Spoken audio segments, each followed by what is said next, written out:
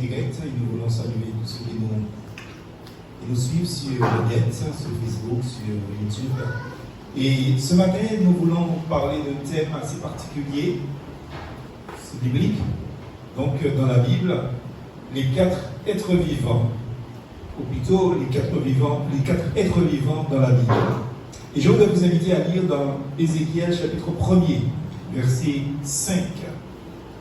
Alors, ce matin, nous avons fait la lecture, une longue lecture dans ce chapitre-là.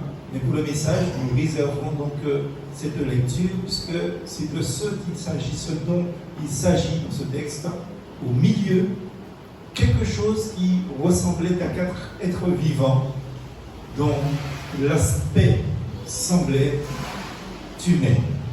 Donc voilà notre thème ce matin, les 4 êtres vivants dans la Bible.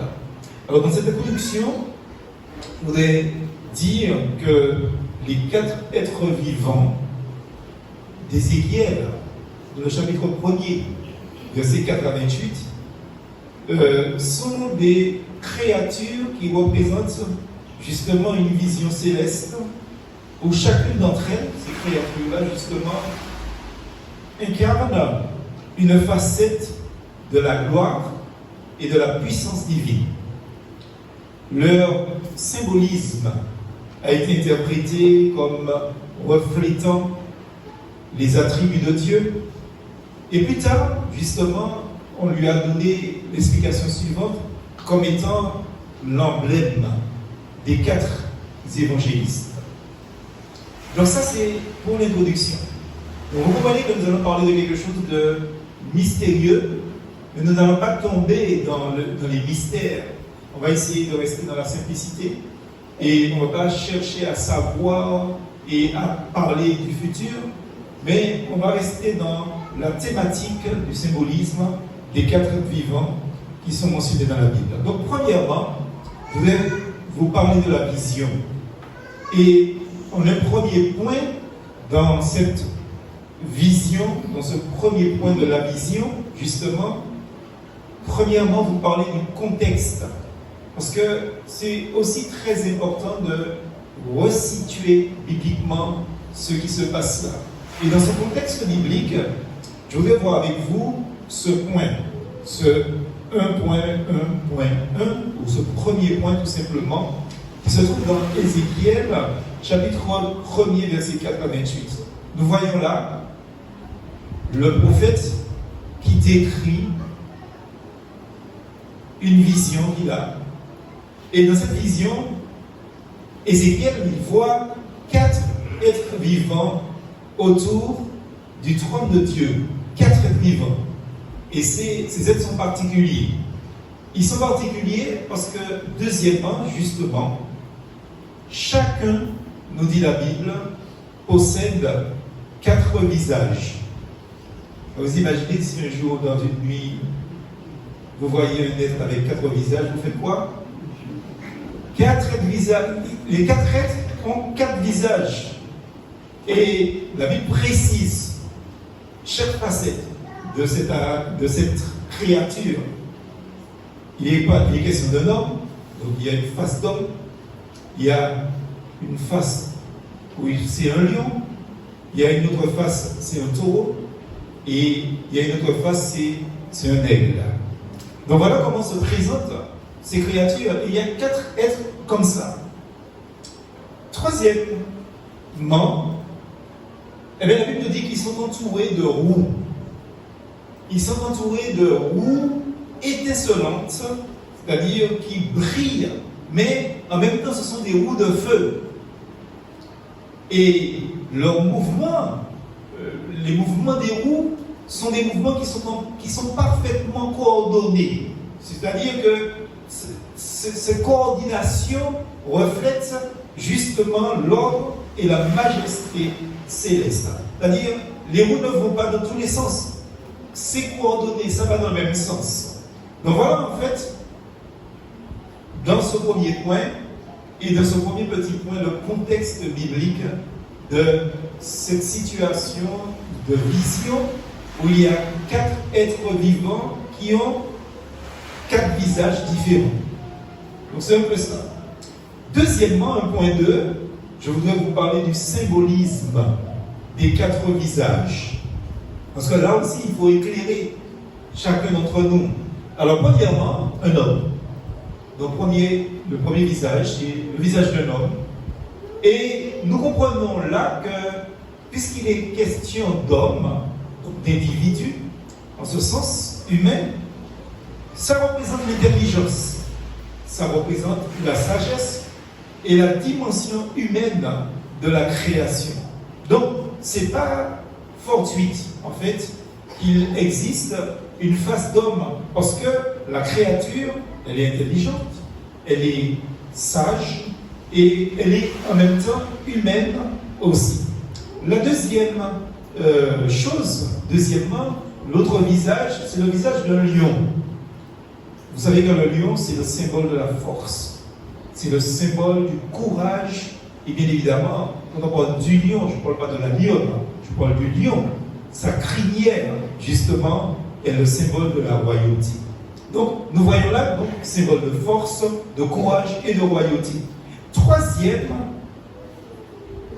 visage, c'est le visage d'un taureau, un bœuf, qui est comme, quand on parle de taureau, on voit la puissance et on voit aussi justement le travail et le sacrifice aussi de cet animal qui ne se plaint jamais, on va dire. Et puis enfin, pour finir ce 1.2, le visage d'aigle. Évidemment, l'aigle, c'est l'image de la rapidité, de la puissance, mais de la rapidité, mais aussi de la vision perçante, une vision transcendante et spirituelle aussi, bien évidemment. Donc, on pourrait dire que ce sont des animaux donc, qui ont été choisis, et chacun de ces animaux qui représente donc, le visage de cette créature a son sens.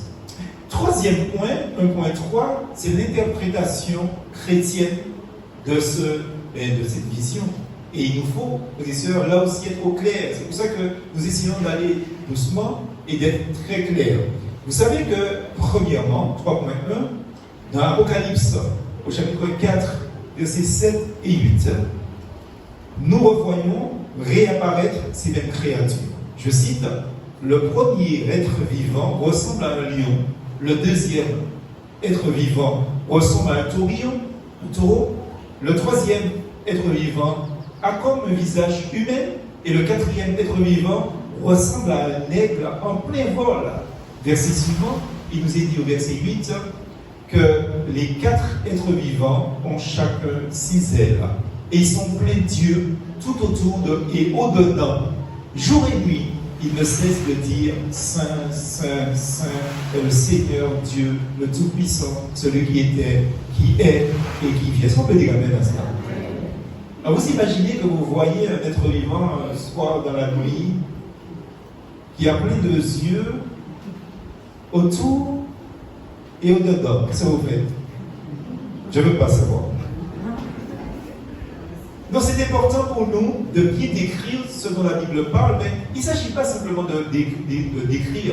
Tout à l'heure, nous allons tirer enseignement de cela, parce qu'il me paraît important de faire ce parallèle avec Ézéchiel chapitre 1er et Apocalypse chapitre 4, parce qu'il s'agit des mêmes créatures. Ce ne sont pas d'autres créatures, ce sont les mêmes créatures qui apparaissent là, autour du trône de Dieu, et qui chantent la sainteté divine.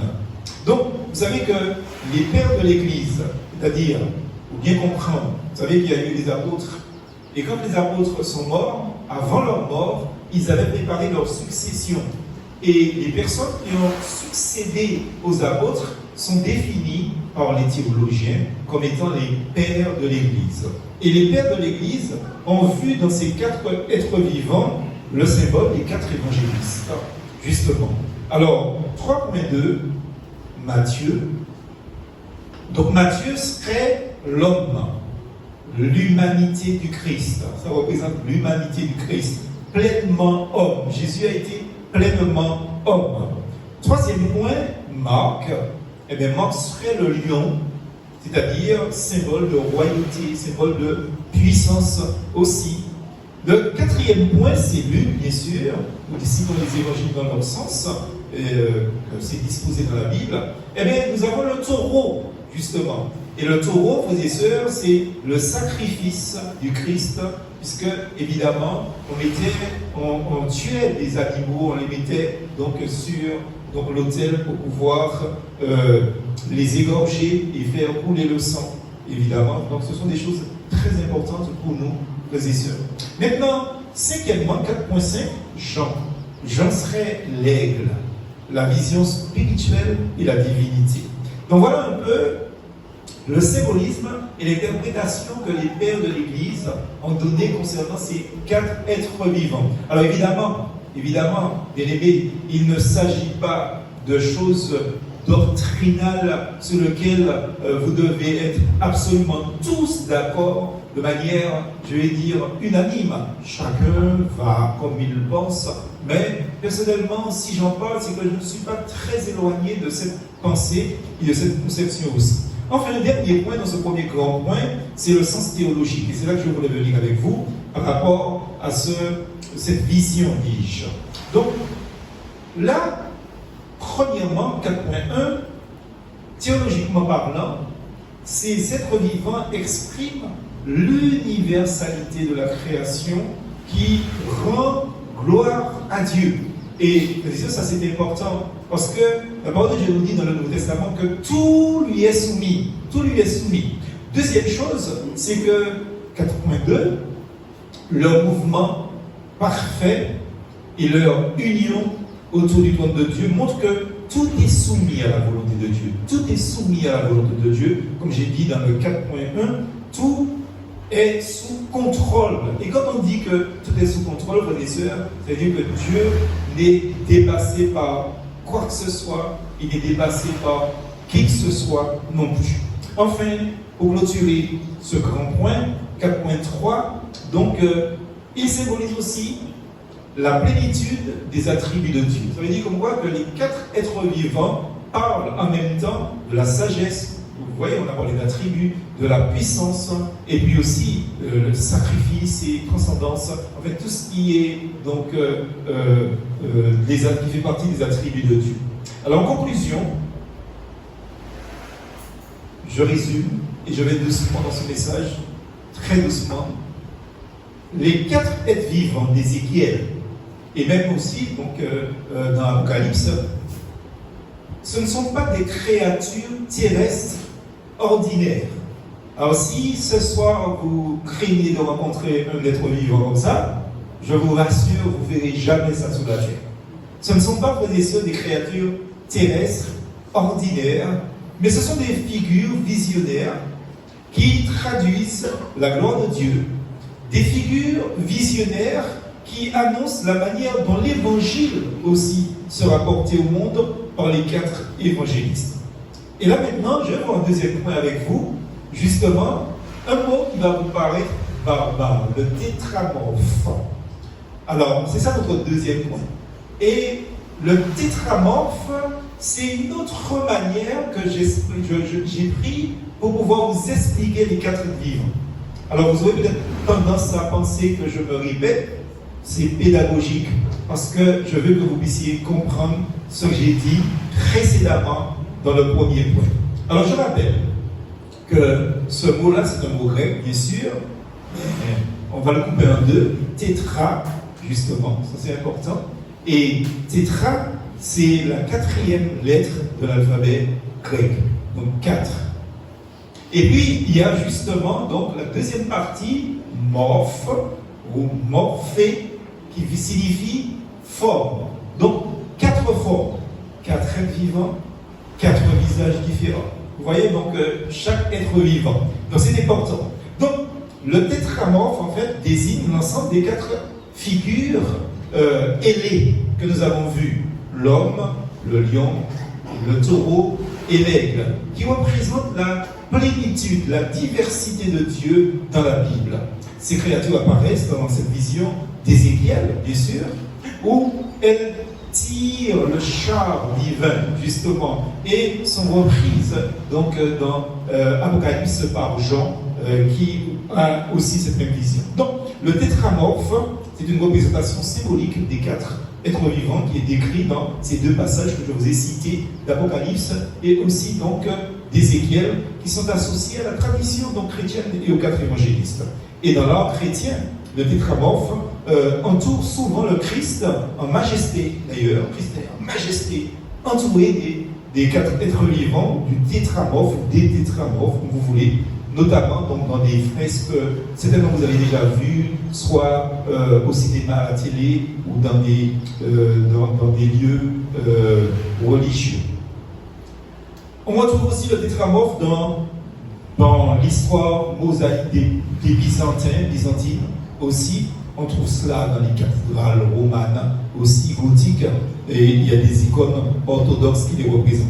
Donc, c'est un motif visuel qui exprime la gloire de Dieu et la proclamation de l'évangile aux 4 coins du monde. Alors, en résumé, pour conclure ce deuxième point, le tétramorphe est à la fois une vision biblique et un symbole théologique et artistique. Ça incarne la plénitude de Dieu, la diversité de ses attributs et la mission universelle des évangélistes. Maintenant, pour moi, ce qui est le plus important dans ce message, c'est le 3e point. Le 3e point, le symbole d'obéissance. La parole de Dieu nous dit, dans Ézéchiel, chapitre 1er, verset 9, ce qui suit. Il est écrit, leurs ailes se touchaient l'une l'autre par leurs extrémités. Quand ils se déplaçaient, ils ne se tournaient pas, mais chacun allait droit devant soi. Tout le nom du message est là, bien-aimé, dans ce verset 9 de ce récit. Donc en avant-propos, je voudrais dire quand même qu'au lieu de chercher à savoir des révélations, ou même à avoir des révélations sur l'avenir de l'humanité, en parlant des 4 vivants, moi je pense, frères et sœurs, que ma démarche serait plutôt que nous puissions rechercher à extirper ce que Dieu veut nous enseigner individuellement, c'est-à-dire personnellement, et collectivement, c'est-à-dire en Église, en tant que chrétien, en tant qu'enfant de Dieu, en tant qu'Église locale. Qu'est-ce que Dieu veut nous enseigner par rapport au tétramorphe, par rapport aux 4 vivants? Qu'est-ce que Dieu veut me dire?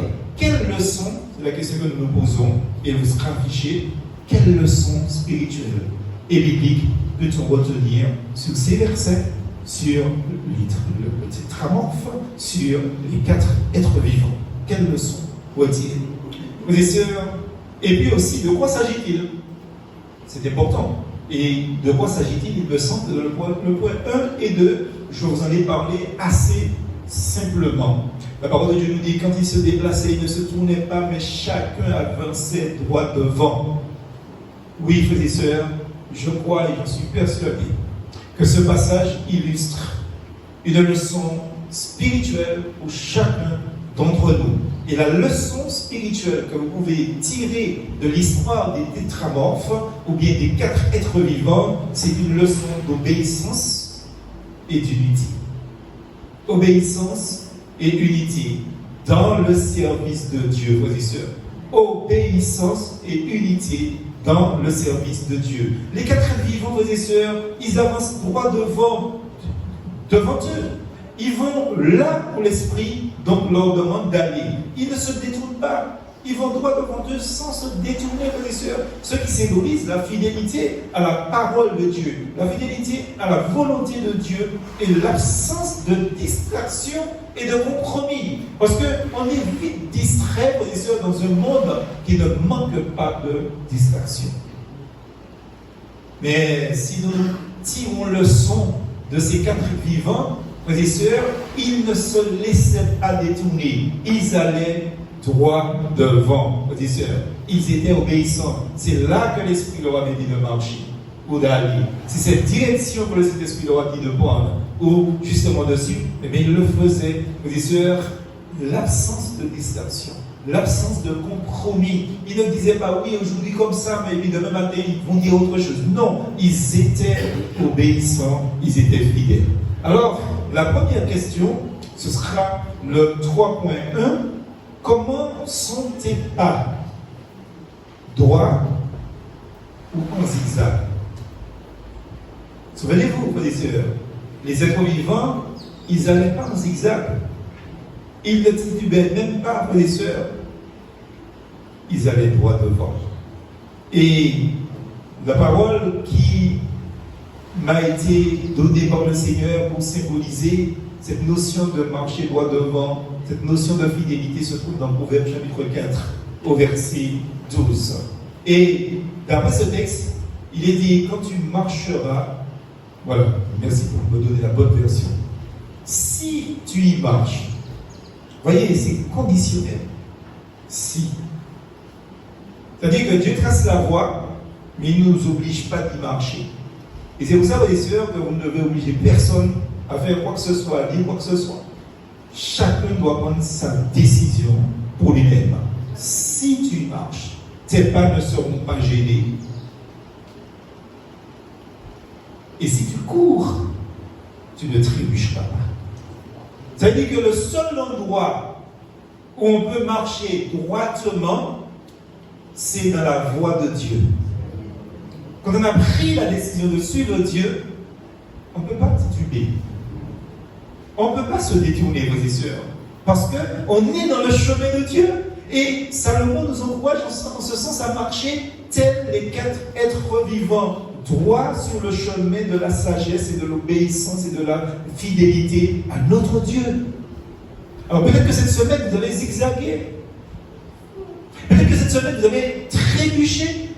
Mais ce matin, le Seigneur est venu vous dire, si vous avez trébuché, c'est parce que vous avez sorti un pied du chemin de Dieu. Remettez le pied au bon endroit. Est-ce qu'il y a du monde ici?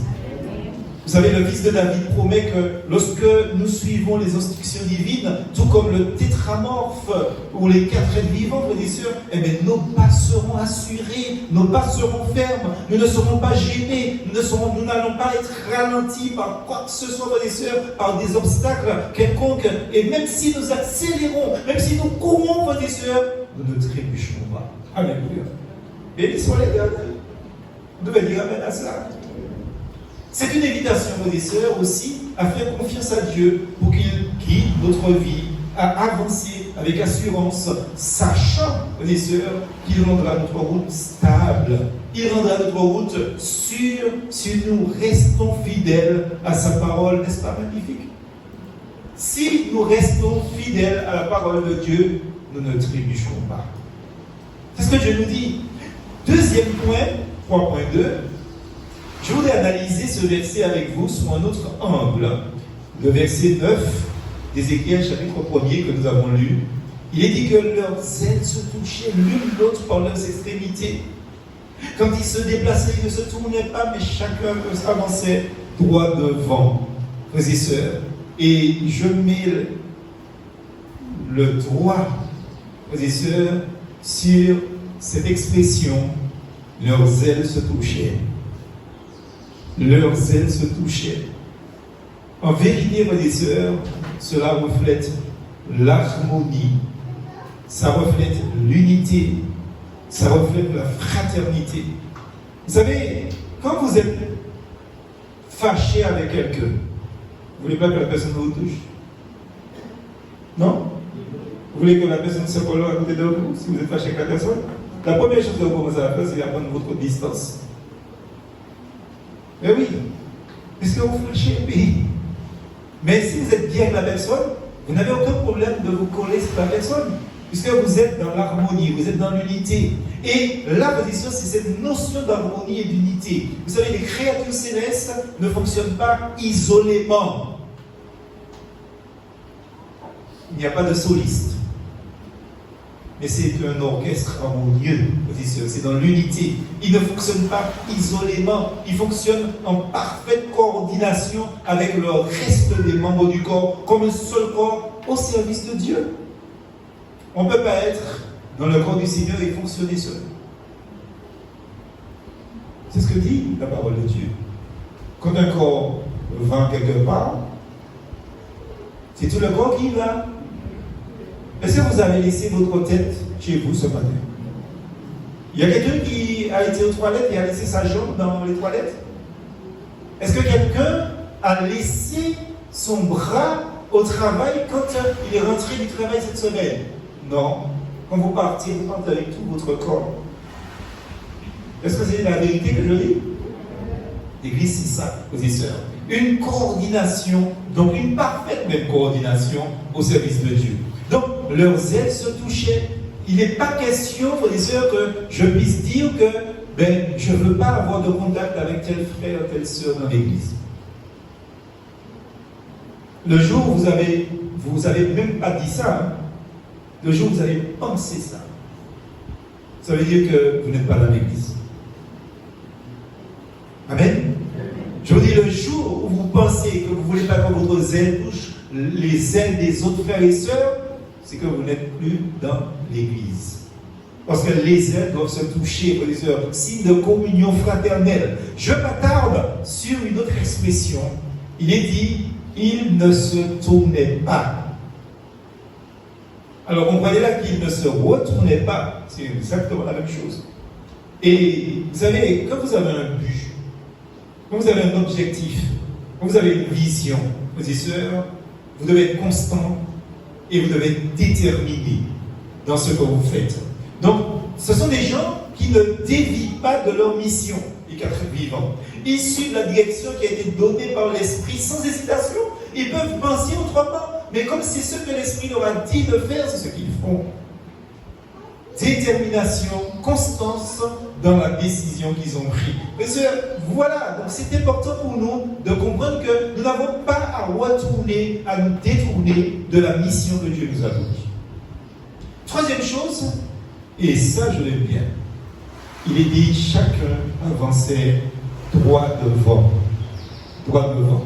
Et là c'est l'image de l'obéissance absolue. On ne se laisse pas distraire. On ne se laisse pas distraire à la voie étrangère. Ils ne cherchaient pas leur propre chemin, mais ils avançaient selon l'ordre divin en harmonie avec les frères et sœurs, si on veut parler comme ça, pour parler de l'église locale. Alors je voudrais tirer une leçon spirituelle dans ce troisième point, 3.3. Leçon spirituelle, c'est l'obéissance à Dieu.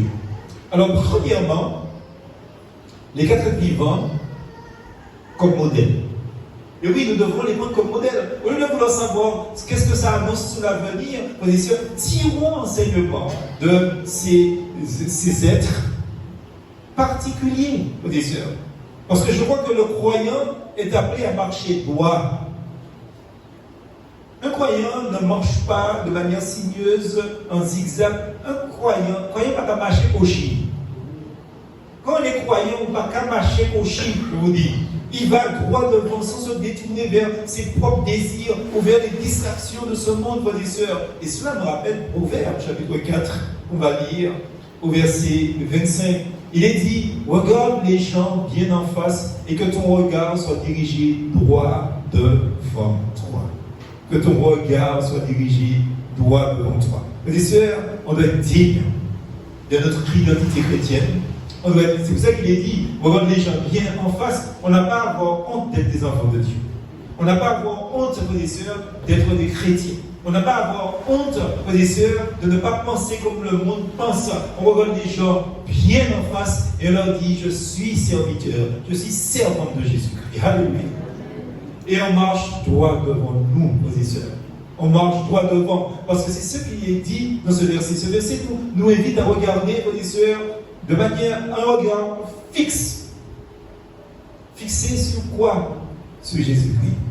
C'est Christ notre objectif, frères et sœurs, sans nous laisser distraire par quoi que ce soit. Donc, le texte nous encourage à avancer avec détermination, à avancer avec droiture sur le chemin de la vérité, de la sagesse, de l'amour. Donc cela signifie rester concentré sur ce qui est essentiel. C'est suivre la voie que Dieu trace pour nous et ne pas se laisser détourner par les tentations, ne pas se laisser détourner par les épreuves de la vie, ne pas se laisser détourner par les soucis de ce monde. C'est un appel à la constance, c'est un appel à la fidélité de notre marche chrétienne. Autre chose que je voudrais souligner dans ce texte, c'est que c'est l'unité dans le service, bien sûr. Vous savez que le fait que leurs ailes se touchent montre que l'œuvre de Dieu se fait dans la communion et la solidarité les uns avec les autres. Vous savez, j'ai longtemps écouté les personnes qui étaient ici, qui étaient pratiquement toutes des inconvertis. J'ai longtemps écouté en discutant avec chacune d'entre elles, pas toutes, mais l'image que nos sœurs ont donnée hier, c'était une image extraordinaire de l'Église. Extraordinaire. Donc ça veut dire que les sœurs étaient dans l'unité de service, au service de ces personnes, mais avant tout, au service de Dieu. Avant tout, frères et sœurs. Donc l'Église est appelée à agir ainsi, frères et sœurs, dans la communion et dans la solidarité. Et il n'y a que comme ça, frères et sœurs, que nous allons remporter des victoires sur le diable. Et j'encourage les sœurs à continuer, j'encourage les hommes à suivre cet exemple-là. Parce que c'est un bel exemple, frères et sœurs. L'Église est appelée à agir comme un seul corps, coordonné donc, par le Saint-Esprit. Troisième leçon, c'est la leçon de fidélité et de persévérance. Parce qu'il ne s'agit pas de faire quelque chose une fois et de se laisser décourager, frères et sœurs. Non, le chrétien, même quand ça va mal, même quand ça ne va pas comme il veut aller, il demeure fidèle parce que c'est quelqu'un de persévérant. Ne pas se tourner, ça signifie rester fidèle. Même dans l'épreuve, rester fidèle. Ézéchiel reçoit cette vision alors que le peuple est en exil. Ça, je n'ai pas parlé de ça. Le peuple est en exil, mais Dieu lui montre que son œuvre continue, sans déviation, sans arrêt, sans stopper. Son œuvre continue. Israël, le peuple, est en exil, mais l'œuvre de Dieu continue sur la terre. Alors, je voudrais donner 4 explications pratiques, frères et sœurs, de ce message et de ce point 3 plutôt. La première, c'est pour le croyant aujourd'hui. C'est important. Dieu n'a pas donné cette vision par fantaisie. Deuxième chose, garder les yeux fixés sur Christ, avancer droit devant, frères et sœurs, sans se laisser détourner par qui que ce soit et par quoi que ce soit. Quatrième chose, vivre en unité avec les autres croyants, avec les autres frères et sœurs, comme les ailes qui se touchent. Et enfin, obéir à la direction de l'Esprit, même quand les circonstances semblent contraires. En somme, ce verset, chapitre 1er d'Ézéchiel, verset 9, leurs ailes se touchaient l'une l'autre par leurs extrémités. Quand ils se déplaçaient, ils ne se tournaient pas, mais chacun avançait droit devant. Et bien ce verset est bien une image d'obéissance, une image de constance spirituelle. Les 4 êtres vivants incarnent la manière dont toute la création, dans une parfaite unité, suit la volonté de Dieu sans se détourner. Mais ce que vous le voulez ou pas, tout obéit à Dieu. La nature obéit à Dieu, le soleil obéit à Dieu, la lune obéit à Dieu, les étoiles obéissent à Dieu. Tout obéit à Dieu. Et si les choses inanimées obéissent à Dieu, les choses inintelligentes obéissent à Dieu, mes sœurs, encore plus l'homme aussi. Amen. Alors, 4e et dernier point, je voudrais voir avec vous d'autres passages bibliques qui parlent de marcher droit devant. Parce que c'est important. Et ça, je l'ai fait exprès pour vous démontrer que, mes sœurs, il est impératif qu'on ne se laisse pas détourner. Donc, premier verset dans Proverbes chapitre 4, verset 25, gardez le regard droit devant. Ce verset invite à la concentration et bien sûr à la fidélité. Regarde les gens bien en face et que ton regard soit dirigé droit devant toi. Vous voyez, donc c'est important que je vous reprenne ce texte, les sœurs, parce qu'il s'agit d'avancer sans se laisser distraire, en restant focalisé sur l'objectif, focalisé sur le chemin de la sagesse et de l'obéissance à Dieu. Deuxième texte se trouve dans Philippiens chapitre 3, versets 13 et 4. Allez de l'avant, visez le but, jamais le chrétien ne doit faire, donc il ne doit pas marcher à reculons, il ne doit pas marcher sur le côté à gauche une fois. Non, le chrétien, il va droit devant, il doit aller de l'avant. La parole de Dieu nous dit dans ce texte de Philippiens 3, versets 13 et 14, non, frère, ou moi, je n'estime pas avoir saisi le prix, mais je fais une seule chose, oubliant ce qui est derrière moi et tendant toute mon énergie vers ce qui est devant moi. Devant moi, je vais vers l'avant. Verset suivant. C'est bon? On a lu les 2 versets? Très bien, merci. Donc, je poursuis ma course. Voilà, ce que je cherchais, merci. Je poursuis ma course vers le but. Ouais, il ne va pas en arrière. Pour remporter le prix attaché à l'appel que Dieu nous a adressé du haut du ciel dans l'union avec le Christ Jésus. Alléluia. Amen. Donc là, l'apôtre encourage à ne pas regarder en arrière, mais à avancer résolument, frères et sœurs, vers l'objectif fixé par Dieu. Pas fixé par moi, mais fixé par Dieu. Et enfin, le dernier texte, frères et sœurs, est important. Parce que nous avons vu ces 3 versets qui sont des invitations à la persévérance et à la détermination dans la vie chrétienne. Mais le dernier verset se trouve dans, les 2 derniers versets se trouvent dans Hébreux chapitre 12, versets 1 et 2. Il nous est dit, c'est pourquoi nous aussi qui sommes entourés d'une telle foule de témoins, débarrassons-nous de tout fardeau et du péché qui nous cerne si facilement de tous côtés et courons avec l'endurance l'épreuve qui nous est proposée. Verset 2, gardons les yeux fixés sur Jésus, qui nous a ouvert le chemin de la foi et qui la porte à la perfection, parce qu'il avait en vue la joie qui lui était réservée. Il a enduré la mort sur la croix en méprisant la honte attachée à un tel supplice, et désormais, il siège à la droite du trône de Dieu. Est-ce qu'on peut dire amen? Frères et sœurs, vous avez vu tout à l'heure, dans le début du message, il était question de marche. Et bien, nous terminons dans le point 4 avec non pas le fait de marcher, mais de courir. De courir, frères et sœurs. Courons avec persévérance l'épreuve qui nous est proposée. Frères et sœurs, ça veut dire comme quoi que même si on est accablé, on doit courir. Il n'est plus question de s'arrêter. Il n'est plus question de marcher. C'est de courir, frères et sœurs. Et avec ça, frères et sœurs, l'auteur exhorte en ce sens, dans ce passage, qui souligne l'importance de toujours, même en courant, toujours garder le regard sur Jésus-Christ, sans se laisser détourner par les obstacles, sans se laisser détourner par les distractions. Vous savez, frères et sœurs, ce que nous appelons la marche chrétienne est en réalité une course. Et la course chrétienne, qui est là, frères et sœurs, c'est comme un marathon, frères et sœurs, eh bien, ça demande de la concentration sur le but qui est essentiel. Et le but, nous l'avons vu tout à l'heure. Donc, un dernier sous-point, quatrièmement, dans ce dernier grand point 4, la cohérence du thème dans la Bible. Dans tous ces passages,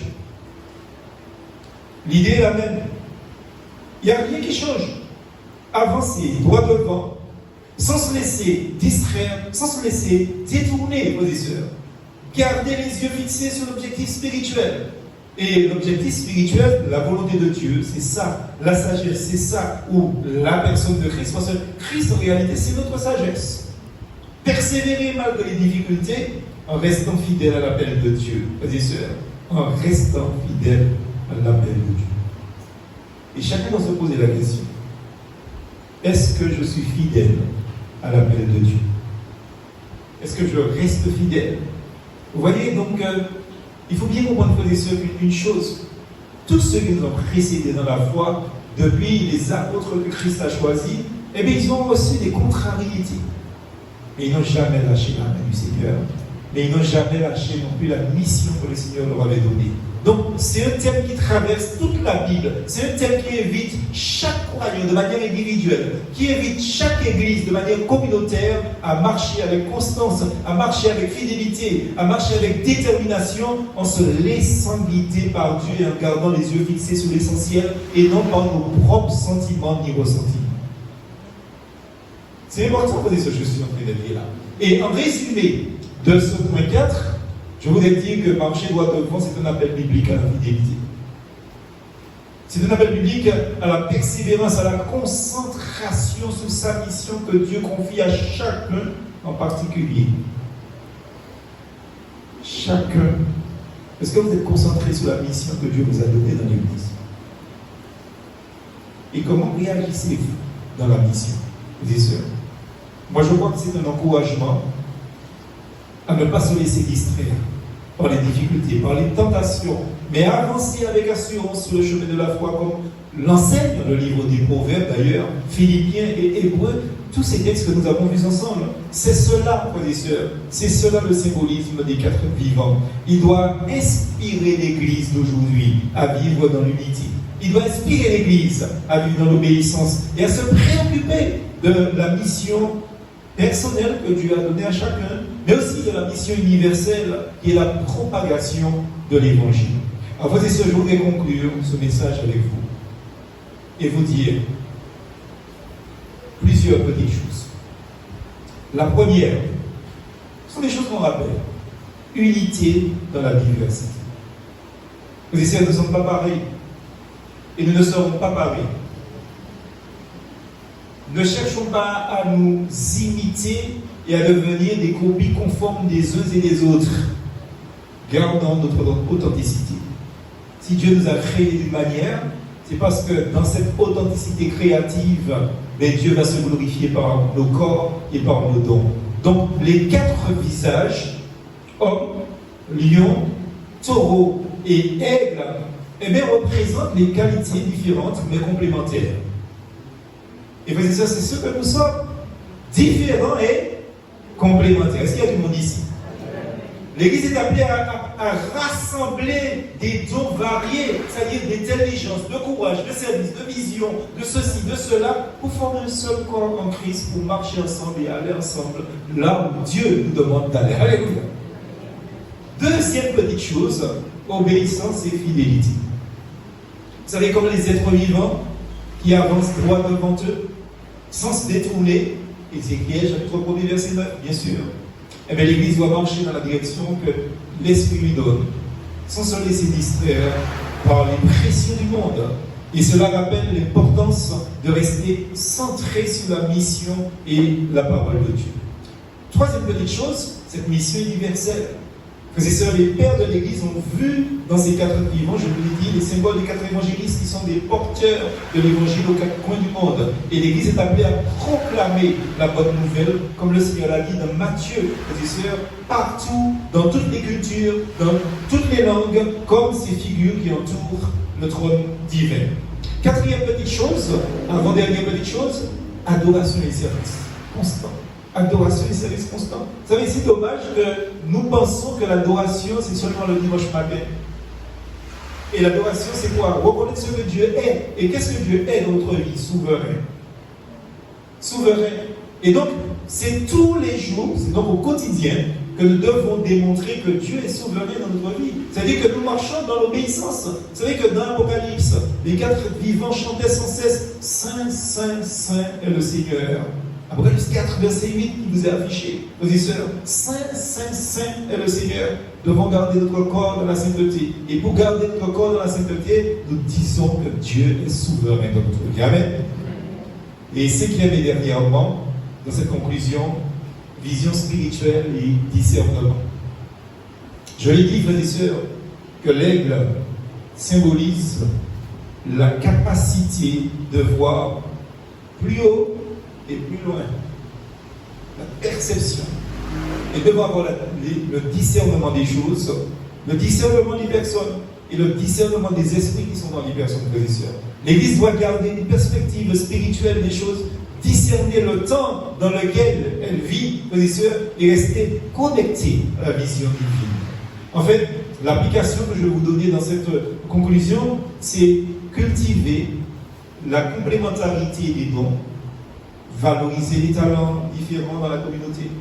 Deuxième chose, rester focalisé sur Jésus-Christ, frères et sœurs, avancer droit devant, sans se détourner vers des idéologies ou des distractions quelconques.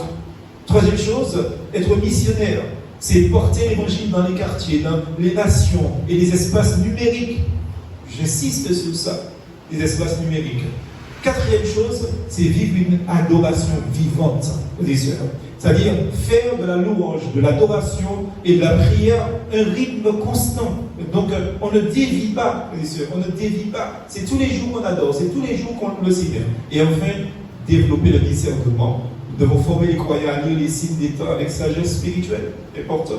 Alors ensemble, nous disons dans cette conclusion, le tétramorphe ou les 4 êtres vivants rappellent que l'Église doit être unie. L'Église doit être unie. L'Église doit être fidèle. L'Église doit être missionnaire. L'Église doit être adoratrice et clairvoyante. C'est-à-dire bien de discernement reflétant la plénitude de Dieu dans ce rameau pervers, corrompu. L'Église, c'est la différence dans ce monde. Pour résumer donc, le symbolisme des 4 êtres vivants peut inspirer, doit inspirer l'Église. Doit inspirer l'Église, plutôt. D'aujourd'hui, du XXIe siècle. L'Église n'ajoute pas bouillon. Et toutes les églises qui se disent de Jésus-Christ, prenons Premièrement, à rester unis dans la diversité des dons. Deuxièmement, à marcher avec obéissance et fidélité. Troisièmement, à poursuivre une mission universelle merveilleuse. Quatrièmement, à vivre une adoration constante. Et enfin, à garder une vision spirituelle claire, frères et sœurs. C'est une image qui est puissante. C'est une image qui rappelle que l'Église, frères et sœurs, n'est pas seulement une communauté humaine où on fait ce qui nous plaît. C'est une communauté spirituelle où on fait ce que l'Esprit nous demande de faire. Le corps est animé par le Saint-Esprit. Je dis, le corps est animé par le Saint-Esprit. Pas par un esprit, mais par l'Esprit de Dieu. Et ce corps-là est appelé à refléter la gloire de Dieu dans ce monde, dans ce bas monde, frères et sœurs. Quoi qu'on en dise, c'est la gloire de Dieu qui doit se manifester dans l'Église. C'est la gloire de Dieu qui doit se manifester dans les vies de manière individuelle. Parce que, frères et sœurs, c'est ça que Dieu veut nous dire au travers des 4 êtres vivants. Donc, avant de chercher à savoir ce que ça dit sur l'avenir, cherchez à savoir ce que ça vous dit sur le présent. Amen. Je vais dire sa parole. Je demande au frère François de venir prier avec nous. Nous allons donc nous tenir debout pour la conclusion. Par la prière.